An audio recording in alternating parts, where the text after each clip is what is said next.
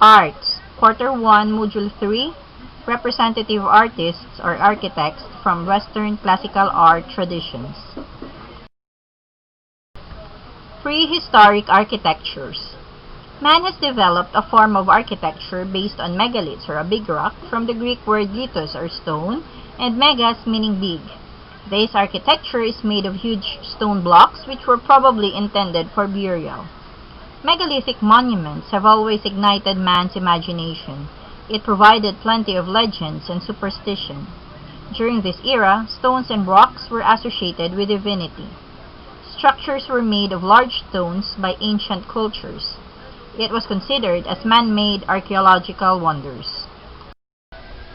Menhir, a huge stone standing vertically on the ground, usually standing on the middle of the field, or arranged in rows, believed to be a structure where people buried their dead. Dolmens, stone table consisting of two huge standing stones supporting a horizontal giant stone which served as grave or as an altar. Cromlech, circle of standing stones considered as a temple where rituals were held.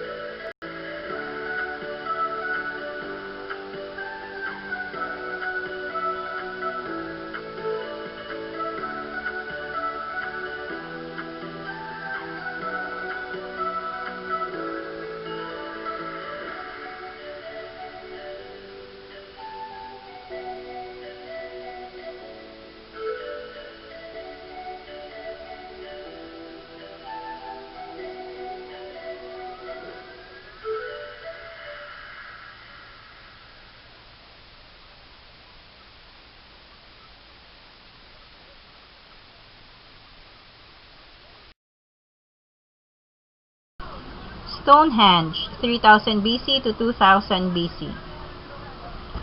Best preserved megalithic site in Europe, a group of stones arranged in concentric circles with large external circle of trilets, or Greek word meaning three stones. Two internal circles built in a similar manner and altar-shaped stone in the center. It is a temple where rituals were held. Structures were made of large stones by ancient people. They are structures considered as man-made archaeological wonders. Egyptian architectures. Most ancient Egyptian buildings were built of mud brick and limestone, readily available materials by livid workers. The best-known example of ancient Egyptian architecture are the Egyptian pyramids. Yet excavated temples, palaces, tombs, and fortresses have all been studied by architects. Likewise, ancient Egyptian architecture is not one style, but a set of styles with commonalities used during each period of ancient Egyptian history. This architectural style was developed during the pre-dynasty period, 4000 BC. The Pyramids of Giza, 4th Dynasty, 2580 to 2560 BC. The Pyramids of Giza were the funerary structures of the three kings, namely Khufu, Kaffa, and Menkaura. These structures have more than 5 million blocks of limestone. Himeno, he is a man who lived in ancient Egypt, who is believed to be the architect of the Pyramids of Giza. Imhotep, he was the probable architect of the step pyramid of Djoser, the first mastaba to be made of stone. Think of the pyramids, their brains usually go straight to mummies and treasures. They may think of a certain infamous golden sarcophagus, or maybe of hieroglyphics coating the insides of big triangular walls. At about 450 feet tall, the Great Pyramid of Giza is the biggest pyramid in Egypt, so it must have a lot of cool stuff inside, right? Not exactly. Most pyramids consist almost entirely of solid stone, and the Great Pyramid is no exception. But what it lacks in quantity, it sort of makes up in mystery. Like most Egyptian pyramids, the 3 pyramids of Giza are royal tombs. The Great Pyramid, or Pyramid of Khufu, is the final resting place of the pharaoh Khufu, who ruled in the 25th century BCE. It is the oldest and tallest of the 3 pyramids. It's made up of about 2.3 million blocks of limestone, and not much else. There's actually very little open space inside the Great Pyramid. This diagram shows what we know to be in there. From the entrance, there's a passage with ascending and descending branches. The descending branch leads to an underground chamber, which is usually where pharaohs were laid to rest. However, this one appears to be unfinished. Khufu's sarcophagus is in another chamber, known as the King's Chamber, up the other passage and through the long, tall, slanting Grand Gallery. The King's Chamber is lined with huge blocks of granite. All that's there now is a huge granite sarcophagus, which once housed the pharaoh's mummy. Sorry, hieroglyphics fans, the walls are bare. Above the King's Chamber are 5 compartments separated by huge slabs of granite. They probably help support the ceiling of the burial chamber. Below the King's Chamber in the Grand Gallery is a room known as the Queen's Chamber. This room probably didn't hold any queens though. A pyramid was usually a tomb for a single person, and Khufu's wives may have been entombed in small pyramids nearby. The Queen's Chamber is empty now, but that doesn't mean it's boring. There are tunnels leading from the north and south ends of the chamber, and nobody is quite sure what they're for. Scientists and explorers started sending robots into the tunnels in the 1990s. In the early 2000s, a robot with a small, flexible camera brought back photos of a chamber with red hieroglyphs, somewhere around here. They haven't been deciphered yet. As for treasures, whatever was inside the Great Pyramid was stolen long ago. But it still might have some mysteries for us to uncover. Scientists continue to map and explore the pyramid using various technologies, including infrared scanners, lasers, and cosmic ray detectors. In 2017, it was reported that scientists using cosmic ray detectors had found a hidden chamber above the Grand Gallery. Nobody knows yet why it's there, but it's unlikely to hold any secret treasure. With the Great Pyramid, what you see, namely rocks with a heart. Greek architectures. Greek architecture is known for tall columns, intricate detail, symmetry, harmony, and balance. The main examples of Greek architecture that survive today are the large temples that they built to their gods. These buildings were designed in one of 3 architectural style or orders: Doric, Ionic, and Corinthian. Architects used optical tricks to present buildings as perfectly straight, and an example for excellence is undoubtedly the Parthenon of Athens. The Parthenon, 447 to 432 BC, Athens. Parthenon is the greatest classical temple ingeniously engineered to correct optical illusion. Its massive foundations were made of limestone, and the columns were made of pentelic marble, a material that was utilized for the first time. Ictinus and Callicrates. They were the 2 architects who constructed the Parthenon of the Acropolis of Athens. Both were Athenians and were active during the 5th century BC. We're looking at the Parthenon. This is a huge marble temple to the goddess Athena. We're on the top of a rocky outcropping in the city of Athens, very high up, overlooking the city, overlooking the Aegean Sea. Now, Athens was just one of many Greek city-states, and almost every one had an acropolis, that is, had a fortified hill within its city, because these were warring states. But in the 5th century, Athens was the most powerful city-state, and that's the period that the Parthenon dates to. And this precinct became a sacred one rather than a defensive one. This building has had tremendous influence, not only because it becomes the symbol of the birth of democracy, but also because of its extraordinary architectural refinement. The period when this was built in the 5th century is considered the high classical moment, and for so much of Western history, we have measured our later achievements against this perfection. It's hard not to recognize so many buildings in the West. And there's certainly an association, especially to buildings in Washington, D.C., and that's not a coincidence. Because this is the birthplace of democracy. It was a limited democracy, but democracy nevertheless. Roman architectures. Roman architecture flourished in the Roman Republic and even more so under the Empire, when the great majority of surviving buildings were constructed. The emperors erected huge halls and arenas for public games, baths, and procession. They built sturdy stone structures to perpetuate their glory. It used new materials, particularly concrete, and newer technologies such as the arch and the dome to make buildings that were typically strong and well engineered.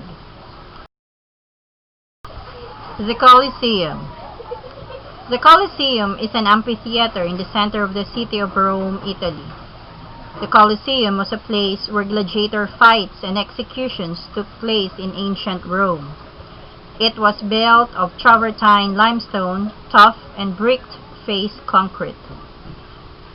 Vespasian and Titus. They were both a member of the Flavian dynasty. Vespasian ruled the Roman from 69 to 79, and was succeeded by his son Titus, who ruled the nation from 79 to 81. The construction of the Colosseum was founded by them as a gift to the Roman people. The Colosseum was, and still is, colossal. It's the great example of ancient Roman engineering. It was begun in 72 AD, during the reign of Emperor Vespasian, when the empire was nearing its peak. Using Roman-pioneered concrete, brick, and their trademark round arches, Romans constructed much larger buildings than the Greeks. But it seems they still respected the fine points of Greek culture. They decorated their no-nonsense megastructure with all 3 Greek orders of columns: Doric, Ionic, and Corinthian. Stepping inside, you can almost hear the roar of ancient Rome. Take a moment to imagine the place in action. Romans filled and emptied the Colosseum's 50,000 seats as quickly and efficiently as we do our super stadiums today. It's built with 2 theaters facing each other. That's what an amphitheater is. So twice as many people could enjoy the entertainment. Canvas awnings were hoisted over the stadium to give protection from the sun. These passageways underneath the arena were covered by a wooden floor. Between acts, animals and gladiators were shuffled around out of sight. Ancient Romans, whose taste for violence exceeded even modern America's, came to the Colosseum to unwind. Gladiators, criminals, and wild animals fought to the death, providing the public with a festival of gore. To celebrate the Colosseum's grand opening, Romans were treated to the slaughter of 5,000 animals. Byzantine architectures. Byzantine architecture is the architecture of the Eastern Roman Empire and dramatically influenced the latter medieval architecture throughout Europe and the Near East. It has a lot in common with the early Christian architecture.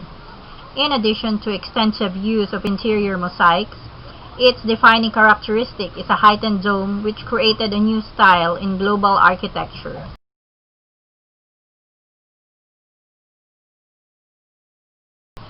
Hagia Sophia, 537 BC, Istanbul. Hagia Sophia means holy wisdom. It is the former Orthodox cathedral, later an imperial mosque, and now a museum.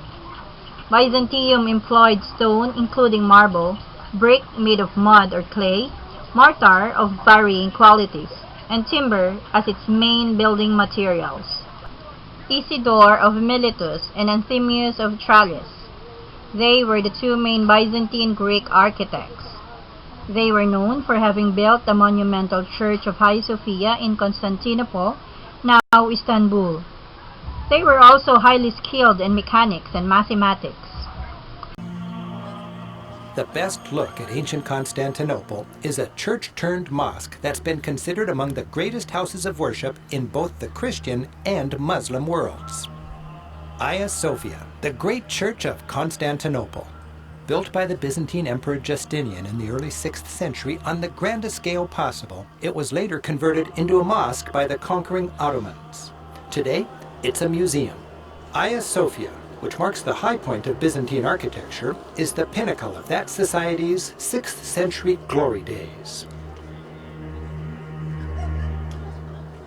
This church was completed in 537, just about when Europe was entering its Dark Ages.